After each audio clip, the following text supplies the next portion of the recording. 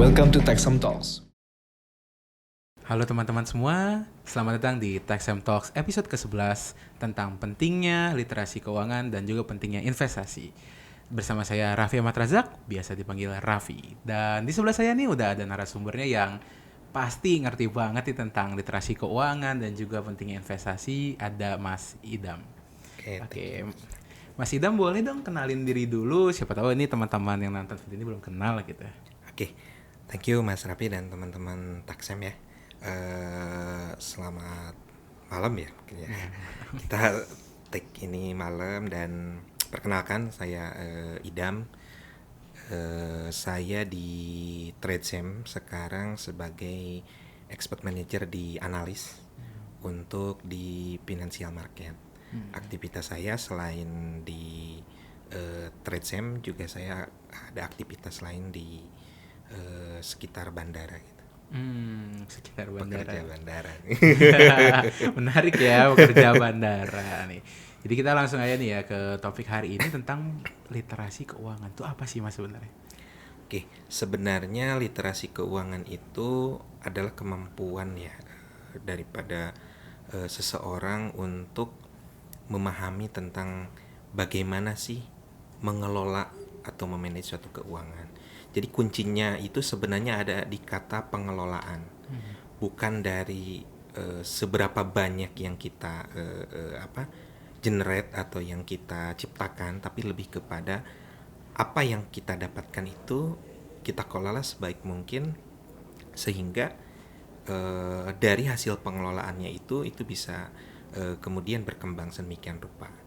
Jadi poin utamanya sebenarnya ada di kata pengelolaan tadi itu. Pengelolaan ya. Jadi kita kalau berbicara literasi lebih ke pengelolaan ya. Betul. Terus kalau Mas Idam melihat sendiri nih ya, anak-anak muda zaman sekarang tuh gimana sih menurut Mas nih kayak literasi finansial tuh kayaknya sekarang gampang banget ditemui atau gimana sih gitu trennya nih? Oke, sebenarnya tidak hanya terbatas pada anak muda sekarang ya. Jadi even generasi saya pun mungkin ya kelahiran let's say 90-an atau 80 akhir gitu. Masih sedikit yang memang secara kemampuan finansial atau melek finansial gitulah. Nah, dari sana sebenarnya menjadi suatu hal yang memang harus menjadi perhatian khusus sih kalau saya lihat. Karena dari data yang pernah saya baca itu hanya mungkin sekitar 5% daripada pekerja profesional yang memang mereka sudah mengelola keuangannya dengan benar gitu sesuai kaidah-kaidah finansial. Nah, itu sebenarnya ada yang melatar belakangi di mana di zaman sekarang yang memang serba instan gitu ya. Orang bilang satset lah gitu, apa-apa satset. Nah, itu kecenderungan ke kita, ke generasi kita khususnya itu memang menginginkan segala sesuatunya itu lebih ke arah yang instan gitu. Nah, padahal kalau bicara kita literasi keuangan atau pengelolaan keuangan itu memang step by stepnya itu yang harus kita lalui. Jadi tidak ujuk-ujuk bicara tentang investasi, tidak ujuk-ujuk bicara tentang bagaimana melipat gandakan uang, tapi yang pertama kita lakukan adalah lebih ke biasa ada yang disebut namanya check up ya, finansial check up ya, bagaimana kondisi keuangan kita saat ini. Nah, berangkat dari sana sebenarnya Mas. Oke. Menurut Mas Idam nih ya, seberapa penting sih literasi finansial itu? Oke. Kalau bicara seberapa penting sebenarnya sangat penting ya. Jujur saya mulai melek financial market khususnya saham itu waktu itu di sekitar bulan September 2017. Saya ingat banget karena itu kan ada di itu tanggal atau bulan akun pertama kali saya bikin akun saham. Nah, itu sebenarnya saya rasa juga udah terlambat ya. Tapi saya selalu berpegang teguh ke salah satu quote yang pernah saya dapat. Itu dia bilang the best time to be investment is 20 years old. The second best time is today. Artinya apa? Sebenarnya nggak ada kata terlambat ya. Nah, Dengan kata-kata itu sebenarnya itu memotivasi kita bahwa memang literasi keuangan itu sangat penting untuk jadi bekal atau modal untuk kita mengelola keuangan. Karena sebanyak apapun yang kita dapat sebenarnya ya Mas Rafi, kalau kita tidak bisa ngelolanya, Iya, iya. ya habis juga, bahkan mungkin minus. Ada Iya. istilah besar pasak daripada tiang. Itu kan Iya. peribahasa-peribahasa yang memang muncul dari fakta-fakta yang ada di masyarakat gitu ya. Iya, benar. Jadi saya selalu tekankan sih di diskusi-diskusi gitu, di ya sharing dengan siapapun, kata kuncinya tadi di pengelolaan itu. I see. Terus gimana nih Mas ya, ngelihat fenomena sekarang tuh kayaknya mudah banget ada penipuan gitu, keuangan lah, investasi lah, apa segala macem. Itu ada nggak sih sebenarnya hubungannya sama literasi keuangannya gitu, yang masyarakat Indonesia gitu? Oke, tentunya ya, karena seperti tadi di awal saya sampaikan bahwa di generasi sekarang yang pengen serba cepat, serba instan, orang cenderung lebih mudah tergiur ya. Iya, iya. Tergiur dengan hal-hal yang sifatnya menarik, untung cepat atau untung instan dan lain sebagainya. Sehingga ketika dia sudah tergiur dan tidak dibarengi dengan kemampuan finansial literasi keuangan yang baik gitu. Bagaimana melakukan sebuah aktivitas investasi dan lain sebagainya, sehingga mereka melupakan apa yang dinamakan mitigasi risiko. Jadi mereka mengabaikan itu, sehingga ya ujung-ujungnya kena tipu. Iya, iya. Banyak sekarang kan kemarin kasus-kasus investasi bodong dan Iya. lain sebagainya. Bahkan yang memang mungkin secara regulasi dia sudah under otoritas gitu ya, Iya, iya. ada aja yang memang ya ujung-ujungnya gitu tidak benar gitu.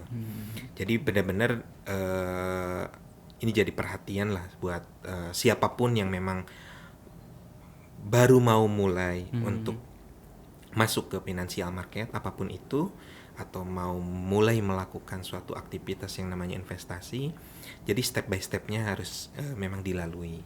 Dari mulai tadi saya sampaikan juga financial check up, kemudian dari mulai bagaimana mengelola apa yang income kita dapat misalkan, kayak gitu sih Mas.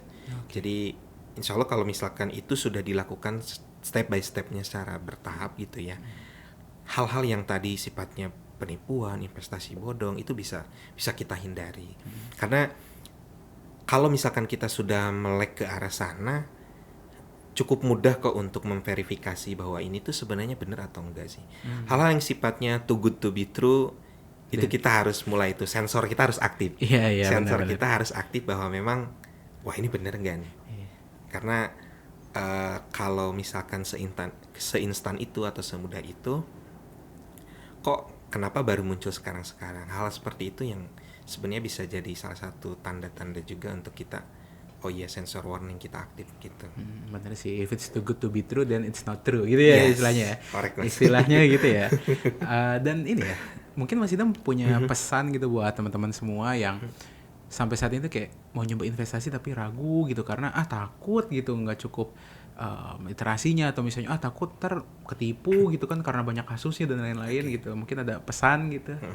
Nah, sebenarnya kejadian-kejadian yang mungkin udah pernah muncul di media atau bahkan sampai viral itu tuh jangan sampai menjadi kita enggan masuk gitu ya. Kenapa? Karena fakta nih Mas, orang-orang yang katakanlah 100 orang terkaya dunia, itu sumber kekayaan mereka itu kan dari paper aset. Yang mana paper aset atau misalnya stok dan lain sebagainya itu kan bisa kita miliki melalui sebuah proses yang namanya investasi kan. Nah, jadi kalau pesan atau masukan atau mungkin sedikit saran dari saya lebih ke kita mulai dari step awalnya dulu. Tadi financial check up dulu, kemudian kita punya income, kita breakdown.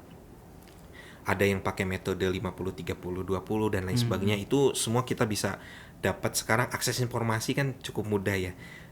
Kita bisa dapat YouTube dari website-website yang memang menawarkan ini, itu bisa kita pelajari sebenarnya. Nah, setelah kita lakukan tadi pengelolaan keuangan tadi, kita kan sudah dapat tuh proporsi yang memang kita siapkan untuk kita punya investasi. Nah, investasi juga sebenarnya kan ada level-levelnya ya. Ada yang memang misalnya low risk, ada yang moderate, ada yang high risk. Nah, untuk yang teman-teman yang tahap awal atau bisa dibilang baru mulai terjun ke dunia investasi, bisa mulai dengan yang low risk. Item-itemnya juga banyak, kayak misalkan contohnya reksadana. Terus kalau misalkan memang yang moderate dan high risk, itu bisa mulai lihat namanya saham gitu. Nah, pemilihan sahamnya juga tentu harus berdasarkan kategori gitu ya. Jadi jangan sampai ujuk-ujuk masuk ke saham yang volatilitasnya tinggi gitu. Jadi tahapan-tahapan itu yang sebenarnya harus kita lakukan gitu. Proses-proses itu yang harus kita lalui. Mungkin beberapa tahun yang lalu tuh sempat viral, ada orang yang melangkah ke tangga itu. Oh iya, Itu kan meme-nya meme yang menarik sebenarnya, tapi mengandung pesan yang begitu mendalam ya. Benar, Jadi banyak orang itu yang ujuk-ujuk langsung misalkan trading saham yang volatilitasnya tinggi, orang bilang apa, saham gorengan dan lain sebagainya. Nah, padahal sebenarnya tangga atau tahapan-tahapan itu yang harus kita lalui satu persatu. Keilmuannya sudah matang, jam terbangnya sudah tinggi, baru ke level yang lebih tinggi lagi. Gitu sih, Mas. Oke, siap ya. Mungkin untuk episode sama episode ke-11 ini yang menjelaskan mengenai literasi finansial dan juga pentingnya investasi, segitu aja. Makasih Mas Idam udah nemenin saya nih ngobrol-ngobrol tentang Terima kasih juga nih sudah diundang untuk sharing-sharing di sini. Bosan ya, Mas. Siap. Gampang aku di sebelah kan. Jadi teman-teman jangan lupa juga yang nonton video ini subscribe channelnya taksam.co dan juga like ya, minimal like lah. Kan gratis nih like, masa like atau subscribe doang susah sih gitu. Dan juga kalau kalian mau nge-follow sosial media Taksam yang lain ada juga di deskripsi video ini. Nama saya Raffi Ahmad Razak pamit. Sampai jumpa di episode berikutnya.